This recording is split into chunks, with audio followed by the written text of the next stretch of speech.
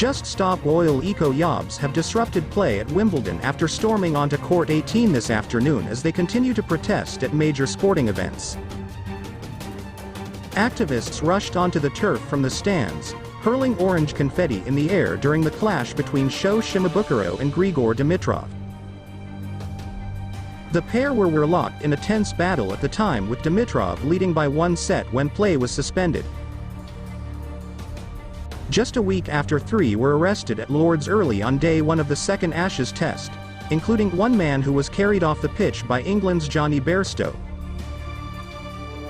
They have struck again at SW19. The protesters were carried off the pitch following the invasion.